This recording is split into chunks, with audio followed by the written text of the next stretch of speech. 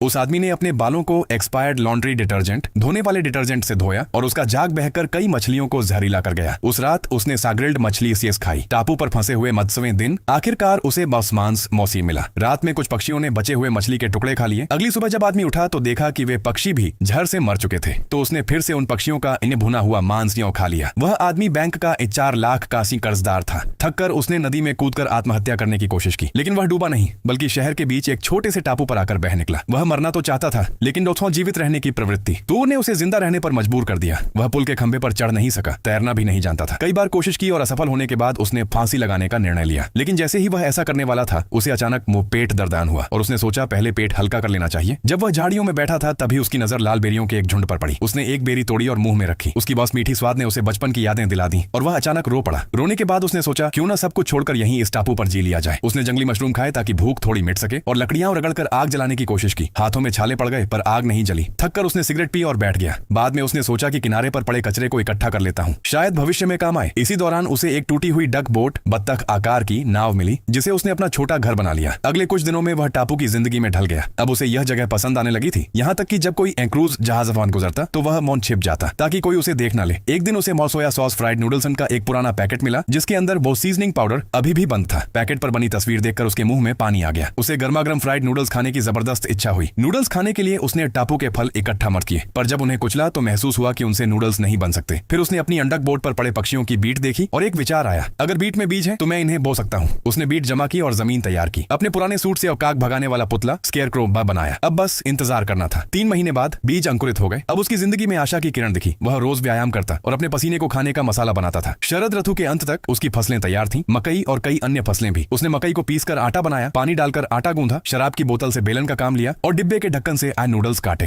फिर उसने महीनों से संभाल कर रखा और सीजनिंग पाउडर मास्क खोला, नूडल्स में मिलाया, थोड़े साइड डिश डाले और बड़े संतोष के साथ इस खाना शुरू किया। जैसे ही उसने पहला निवाला खाया, वह नोज जोर जोर से रो पड़ा, क्योंकि उन नूडल्स के हर स्वाद में उसकी मौसमास संघर्ष, उम्मीद और नई जिंदगी की कहानी छिपी थी।